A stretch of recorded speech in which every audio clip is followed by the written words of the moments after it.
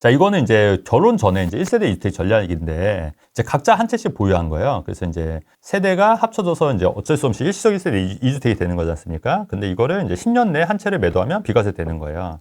대신에 이제 조정지역 같은 경우 2년 거주, 비조정은 2년 보유만 하면 되겠죠. 그럼 남은 1주택도 1주택이니까 비과세가 가능하다는 얘기예요. 그래서 이렇게 되는 건데, 그 최근에 이제 저한테 이제 상담을 받던 이제 회원분인데, 예전에 이제 돈이 자금이 많이 안 쓰니까 결혼 전에 자기 거 하나 사고 또 와이프 명의로 하나 산 거예요. 그럼 1세대 2주택 됐잖아요. 근데 또 얼마 전에 또 연락이 왔어요. 그래서 이제 두 개 이제 혼인신고하고 빨리 팔아서 이제 똘똘한 채로 가시라고 그랬더니 아니라고 자기는 그 한 채씩을 더 살 거래요. 왜냐면 이제 아직 혼인신고 안 됐으니까 한 채씩, 그 본인한테는 한 채를 더 사도 일시적 1세대 2주택이 되는 거예요. 각자? 네, 각자. 각자 먹겠다고? 각자. 네. 그리고 그 종전주택을, 그래도 그게 한 1억씩 올랐거든요. 그러면 한 3, 4억 정도가 이제 오른 거예요, 비과세로. 그러면 종전주택을 팔아도 또 한 채씩 남으니까, 그리고 나서 혼인신고를 하면은 또 이제 비과세 받을 수 있는 거예요. 총 4채를 받을 수 있는 거예요. 그래서, 근데 애도 낳고 해야 되지 않냐고 그랬더니, 아니라고, 자기는. 하나씩 더. 목숨 건다? 네, 하나 더. 그래서 이제 하나 더 샀어요, 실제로. 하나 더 사고, 이제 하나 더 살 것 같아요. 내가 그때 좀 더 있다가. 네. 그래서 지금 현재 3채, 4채. 그래서 이거를 확장하면. 근데 이게 좋은 게 뭐냐면, 혼인신고를 안 하면 2채까지는 비조정제 2채까지는 취득세가 몇 프로예요? 일반 세율이니까. 취득세도 상관이 없는 거예요. 그래서 아예 혼인신고를 안 하고 4채까지 이제 벌리려고 좀 하는 그런 추세로 있어요. 요즘 트렌드랑 전혀 안 맞죠. 요즘 트렌드랑 안 맞는데. 정말 공격적이다. 근데 그게 왜 그러냐면은 돈이 없어서 그래요. 돈이 없어서.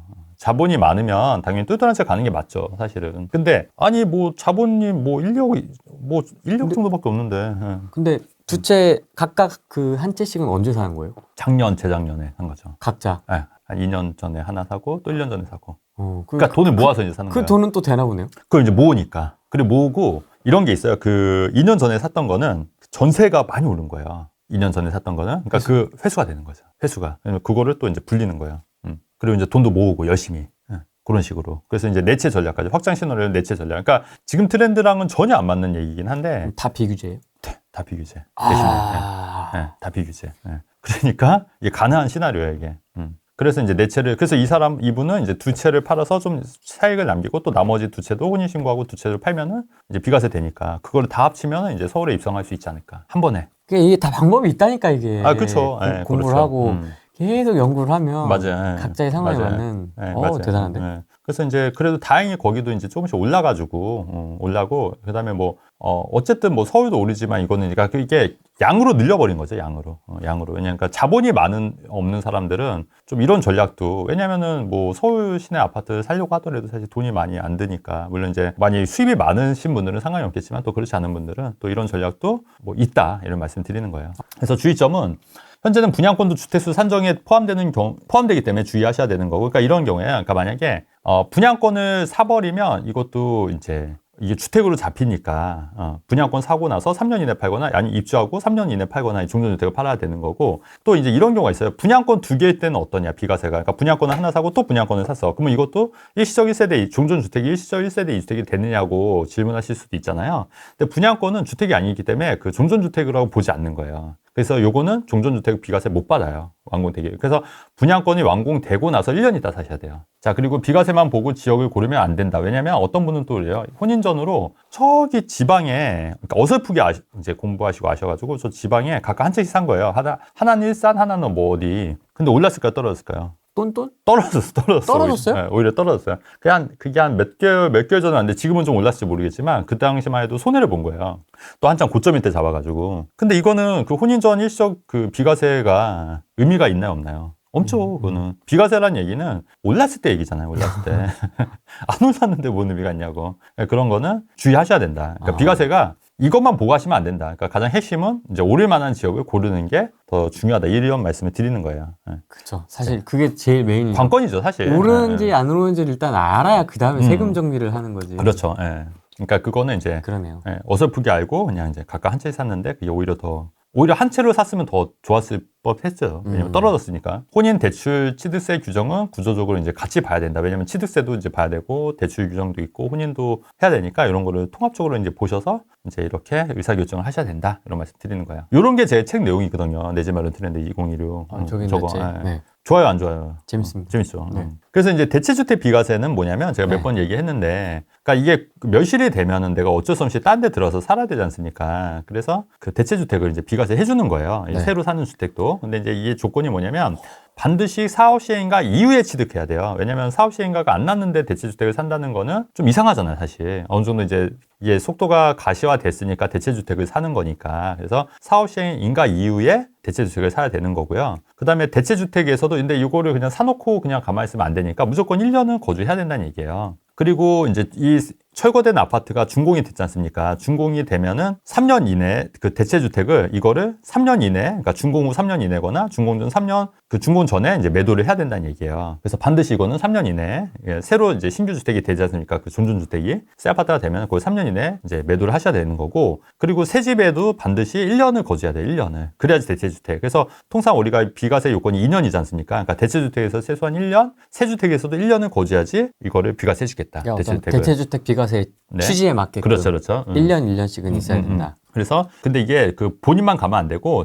전 세대원이 전일까 이제 돼야 되는 거고. 그래서 이제 한 문장으로 요약을 하면은 인가 후 이중 집에 1년 살고 새 집 완공 후 다시 1년 살며 그 사이 정해진 기간 안에, 그러니까 3년 이내 대체주택을 팔면 되는 거예요. 근데 여기서 좀 주의할 게 뭐냐면 사업 시에 인가 전에 대체주택을 사는 경우예요. 이럴 경우에는 그 대체주택 비과세가 당연히 안 되는 거고요. 그다음에 대체주택 취득일 기준에 이제 1주택이, 이게 1주택이, 그러니까 대체주택 취득할 때 이게 반드시 1주택이어야 되지 않습니까? 근데 이때 뭐 2주택이면 되겠어요? 안 되겠어요? 안 되겠죠? 그래서 이것도 대체주택 취득일 기준으로 1주택. 그러니까 대체주택을 살려면 다른 걸 팔아야 돼요. 그럼 이렇게 생각할 수도 있겠죠. 중첩해서 할 수도 있는 거예요. 뭐냐면 존존주택을 사고 신규주택을 사서 종존주택을 비과세 받고 철거되는 재건축 아파트, 이게 비과세 될 수 있지 않습니까? 종존주택이. 그럼 이 아파트에서 대체주택을 이거를 팔고, 제가 중전주택 비과세로 팔고 바로 대체주택을 사면 된다는 얘기예요. 그러면 대체주택도 비과세 되는 거예요. 그러면 총 세 채를 비과세 받을 수 있는 거예요. 이해되시죠? 그래서 세대 전원 중에 한 명이라도 빠지면 안 된다. 그 다음에 양도일을 또 계약일로 착각하시면 안 된다. 그 다음에 조합원 입주권 승계, 그러니까 조합원 입주권 승계 취득은 뭐냐면 이제 관리처분 인가가 나오면 그건 입주권이지 않습니까? 그럼 입주권을 승계 취득하는 경우에는 또 대체주택이 혜택이 못 받는 거예요. 그러니까 관리처분 인가 이후에는 이제 안 된다. 이렇게 보시면 되는데, 근데 최근에 이게 또 이제 대출과 좀 맞물려 있는데, 이게 이제 문제예요. 뭐냐면, 지금 토지거래 허가로 묶여 있으니까, 대체주택을 만약에 사더라도, 이거를 취득세가, 그러니까 서울에 있는 대체주택을 사지 않습니까? 그러면 이게 토지거래 허가니까 종전주택을 또 1년 이내에 처분해야 되는 거예요. 말이 안 되잖아요. 그래서 의미가 없어요. 그러면 대체주택을 비조정으로 할 수밖에 없는 거예요. 이해되시죠? 토지거래를 묶여서.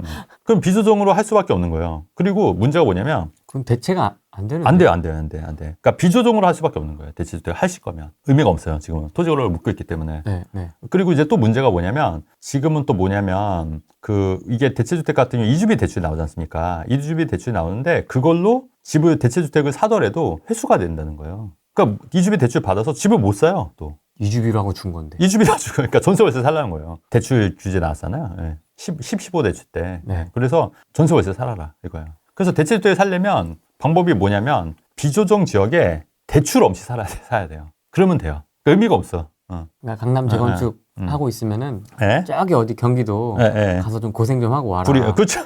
그것도 대출 받으면 안 돼. 뭐 어디 곤지암 이런데 가서 좀 굴러다 와라. 이런 거네. 그렇죠. 말이 안 되는 거예요. 그 다음에 대체주택을 이제 그 대체주택을 대출받아 살 수도 있지 않습니까? 담보로. 여기 또 대출을 받잖아요. 그러면 종전주택을 또 6개월 이내에 처분해야 돼요. 또. 그건 대출 규정 때문에. 근데 이거 안 맞잖아요. 안 맞죠. 그럼 이런 거는 이런 건 상충되는 거는 이렇게 뚫어줘야 되는 거 아니에요? 그렇게 하는 게 맞는데 뚫어주겠냐고요. 하긴 이재명이 잘도 하겠다. 네. 그래서 어쨌든 대체주택 비과세는 의무는 없는데 이제 다만 방법이 전혀 없는 건 아니라 이제 비조정 지역에 대출 없이 사시면 된다. 이렇게 이해하시면 될 것 같아요. 분양권 같은 경우 현재는 분양권도 주택수 산정에 포함이 되고요. 청약은 당첨일이 취득일이 됐으니까 이런 경우 제가 여러 번 얘기했던 건데 일시적 1세대 2주택으로 비과세를 받으려고 했었는데 청약을 우연히 넣었는데 그게 당첨이 돼버린 거예요. 그러니까 당첨이 되면 이게 졸지에 3주택이 돼버린 거예요. 그러면 이게 종전주택이 일시적 1세대 2주택 비과세가 안 되니까 세금을 내야 되는 거예요. 잔금 전까지. 상담 받았던 분은 어떻게 했냐? 그거를 당첨 받았던 거 그냥 포기했어요, 포기. 포기해서 그냥 비과세 받는 걸로. 이런 거. 그래서 청약도 조심해야 되는 게 당첨이 되면 멋모르고 했다가 당첨이 되면 그것도 주택수로 잡히는 거예요, 청약은. 근데 이제 분양권은 이게 전매, 그러니까 서류를 갖고 오는 거지 않습니까? 네. 그때부터 이제 취득일이 되는 거예요. 그래서 그것도 좀 주의하셔야 될 것 같고, 아까 말씀드렸고, 그 다음에 증여는 이제 예전에는 5년인데 지금 증여 재산이 2월 가세가 됐어요. 그러니까 내가 만약에 와이프한테 집을 줬어요. 아니면 자식한테 집을 줬어요. 그 다음에 요거를 바로 팔면은 내가 원래 취득한 원가 가격으로 이제 세율을 매긴다는 거예요. 그래서 요거는 미리 증여하고 10년이 지나야 된다. 무조건, 그러니까 증여한 집은 10년 지나서 팔 수 있다. 이렇게 이해하시면 될 것 같아요. 요새는 이제 취득세도 중과가 되기 때문에 네. 양도세와 취득세를 같이 봐야 될 것 같아요. 그래서 기한 내 매도 후 사후 충족 여부가 중요하고요. 그 1주택 비과세, 일시적 2주택 특례, 분양권 입주 3년 등은 모두 시간을 어떻게 설계하냐의 문제일 것 같고, 그래서 양도세는 언제 팔 건가? 그때 주택수는 몇 채인가? 거주 보유 요건이 충족되는가? 이런 부분도 같이 고민하셔야 될 것 같고, 그 다음에 취득세는 취득 순간 신고 특례 선택이 중요한데, 사는 순간 전략이 끝난 게 아니라 일시적 2주택 특례 요건을 충족할 수 있어도 취득세 신고 단계에서 특례 적용을 놓치면 중과가 고착된 이게 무슨 말이냐면은 이런 거야. 우리가 2주택일 때도 취득세를 일반세율을 낼 수가 있는 게 있어요. 조정적 같은 경우에도 뭐냐면 원래 근데 지금은 이제 또 이것도 토지거래허가로 의미가 없어지긴 했지만 이제 이런 경우죠. 뭐냐면 한 채를 사고 한 채를 조정적에 사면 원래 8%지 않습니까? 근데 이거를 3년 이내 매도하면은 일반세율로 해주는 거야, 취득세도. 3년 이내 매도. 근데 그게 지금 토지거래 허가니까 또 막힌 거야, 이게. 그래서 이것도 1년 이내 팔고 여기 또 거의 대출 받지 않습니까? 그러면 거의 6개월 이내 처분하게 되기 때문에 어쨌든 6개월 이내 처분하셔야 된다. 결론은 어쨌든 6개월 이내 처분하셔야 된다. 이런 말씀 드리는 거고, 그 다음에 취득세 질문. 그래서 이게 지금 그래서 그게 중과 특례가 그거거든요. 내가 3년 이내 팔면 되는 거. 그래서 중과 특례인가? 그 다음에 3년 내 매도 구조가 구조적으로 가능한가? 지금 안 됩니다. 토지거래 허가 때문에. 그다음에 순서를 바꾸면 다 줄어드는가? 이런 부분도 체크를 하셔야 될 것 같고. 네. 자, 그래서 실전 사례에서 반복되는 패턴을 좀 보면은 자금이 적을 때는 비규제 지역 분양 입주 시차를 활용해서 기존 주택을 더 오래 보유하면서 비과세 연결. 그러니까 왜냐면 이런 거죠. 돈이 많이 없으면 아까 내가 집이 한 채가 있어요. 근데 이 집을 조금 더 보유하고 싶다. 그러면 비조정적 집을 한 채 더 사서 그 분양권을 더 사면은 완공까지 한 시간이 한 2년 걸리지 않습니까? 그럼 내가 여기 입주를 하면 또 3년이 늘어나는 거예요. 그럼 총 5년이니까 내 집을 한 5년 정도 비과세로 팔 수 있는 기간이 늘어나지 않습니까? 무슨 말이 되시죠? 네. 이런 전략도 있다. 이런 시차를 입주 매도 타이밍을 설계할 수 있다는 얘기고, 혼인전은 이제 각각 명의 세대를 각각 한 채씩 해서 이제 세대가 돼서 10년 이내 팔면은 또 비과세 받을 수 있다. 그 다음에 재건축 상급지 이동은 대체주택 특례나 준공 시점 전원 전입을 맞춰서 상급지로 갈아타기 할 수 있는데, 이제 이런 경우가 있어요. 그 최근에 과천에 이제 재건축 물건이 있으신 분이 있는 거예요. 근데 그분은 대체주택을 어떻게 활용했냐면 그 용인의 아파트를 이제 산 거고, 그러니까 아들 명의로, 아들이 돈이 없으니까 아들 명의로 용인 아파트를 샀고, 본인도 그 아들이 산 단지에 똑같은 아파트를 샀어요. 근데 이제 그 아들은 세대 분리가 되죠. 그러니까 아들은 2년 보유만 해도 비과세인 거예요. 그죠? 과천 재건축은 이제 끝까지 갈 거고, 관리처분 인가 전이고 사업시 인가 났기 때문에 이제 본인도 대체주택 해서 본인도 일단 전세를 놓고 샀는데 전세 빼주면 본인이 들어갈 거예요. 1년만 채우면 되니까. 하고 나중에 이제 완공이 되면 다시 들어와서 살 거고, 3년 이내에 여기를 팔면 또 비과세가 되는 거예요. 그래서 총 3채 전략으로 가는 거죠. 돈이 많으시네요. 아니, 근데. 자유롭게 전세도 넣었다 뺐다 할 수 있고. 근데 그게 총 들어간 돈이 한 3억밖에 안 돼요. 왜냐면 전세 끼고 산 거고, 하나는. 아들 거는요? 아들 거는 대출이 8% 나오니까. 70% 나오니까 대출이. 돈이 많이 안 돼. 1억밖에 안 들어간 거죠. 그러니까 돈이 크게 안 들어간 거예요, 생각보다. 그런 전략도 가능하다. 그렇게 해서 지금 하시는 분도 있다. 생각보다 돈이 많이 안 들어가요. 아들은 생애최초니까 70% 대출이 나오는 거예요, 또. 재건축임에도 불구하고. 용인에 있는 아파트는 새 아파트. 새 아파트. 새 아파트. 다 재건축인 줄 알았습니다. 아니요. 그 과천만 재건축. 과천만 재건축이고 나머지는 새 아파트. 그러니까 가능하죠. 그래서 본인도 1년 이제 거주할 생각을 하는 거고. 어차피 뭐 광교 살고 계셨으니까. 네. 비과세는 본질이 아니라 증폭장치다. 그러니까 그래서 이게 얼마나 더 많이 수익을 지킬 수 있냐 이거지 않습니까? 그래서 오를 지역과 자산을 먼저 선택하는 게 중요할 것 같고, 주택수와 세대 판정을 미리 계산을 해야 되고, 취득일, 양도일, 입주일의 순서를 설계하고, 매도 완결 전 반드시 최신세법을 또 재확인해야 돼요. 왜냐면 계속 바뀌어요, 여러분. 예전에 비과세가 셋업되는 게 잠깐 나왔다가 없어졌어요. 그러니까 뭐냐면 최종주택이 비과세 받으려면 최종주택이 된 순간부터 2년이 지나야지 비과세 해주겠다 이랬었거든요. 문재인 정권 때. 근데 그건 없어졌고, 최종주택이 되는 순간 비과세는 바로 돼요, 지금은. 그래서 그런 부분은 참고하셔라.